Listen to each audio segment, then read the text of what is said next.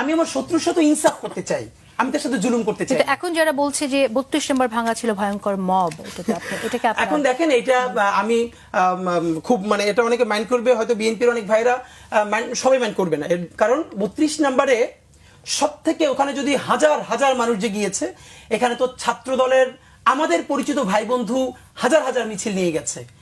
জনতার মেয়র বিএনপির তরফে বলুক বা ইশরাক ভাই নিজে বলুক, তিনি এখানে ক্রেন পাঠাতে হেল্প করেছেন, ইভেন তিনি পোস্ট দিয়েছেন ক্রেন যেতে দেরি হচ্ছে কেন। মুশকিলটা কি জানেন, এইটা একটা আধা কাজটা, আমরা বিপ্লবটাও তো করতে পারি নাই, গণ অভ্যুত্থানের ফসলও ঘরে তুলতে পারি নাই। না ফলার পরে কি হয়েছে, এটা আমি একদম খুললাম খুলে বলে ফেলি, এতে আসলে ঝুঁকি থাকলে থাকুক। সেটা হলো বিএনপি এনসিপির মধ্যে তো এখন একটা বোঝাপড়ার জায়গা আছে। আওয়ামী লীগের যে ভোট ব্যাংকটা, এটা কে দখল করবে? মানে তারা তো ভোটার আছে এখানে, তো তার ভোটারটা তো, এবং আমি আপনাকে বলি আগামী নির্বাচনে এই আওয়ামী লীগের ভোট ব্যাংকটাই সব থেকে গুরুত্বপূর্ণ কার্ড হয়ে উঠবে যে তারা কাকে ভোট দিচ্ছে। এখন সেক্ষেত্রে এনসিপির পলিটিক্স, এনসিপি কোনো না কোনো ভাবে চেষ্টা করবে তাদের ভোটটা করার। তা আমার মনে হয় BNP as a political party খুব স্মার্টলি ডিল করছে।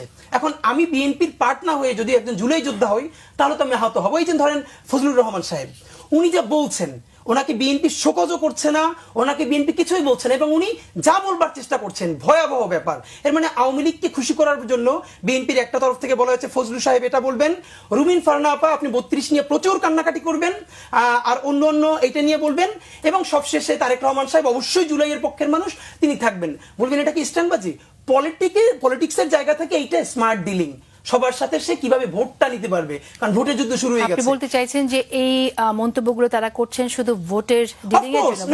আপনি ভাবেন যেই বিএনপি বলে জুলাইয়ের সবথেকে বড় শরিক, সেই বিএনপির বেগম জিয়ার উপদেষ্টা থাকা অবস্থায় কি করে সে কি বলছে, ফজলু সাহেব কি বলছে আমি এগুলো বলতেও চাই না, তার প্রতিদিনের অ্যাটিটিউড দেখেন, বডি ল্যাঙ্গুয়েজ দেখেন, সে কি বলছে, এত তার কান্না, এত মানে, এবং এই যে রুমিন আপা বলছেন যে 32-এ মব হয়েছে, তো এই মবের মাস্টার তো ছিল বিএনপির ইশরাক ভাই, এই মবের মাস্টার ছিল বিএনপি নিজে।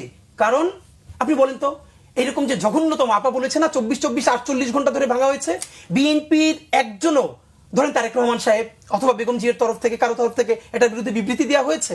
মানে সরকারই শুধু 48 ঘন্টা বসে এটা অবজার্ভ করেছে, বিএনপি করে নাই। বিএনপি দেশের সব থেকে বড় রাজনৈতিক দল না, সে জুলাইয়ের অংশীদার না, কেন সেই বিবৃতি দেয় নাই?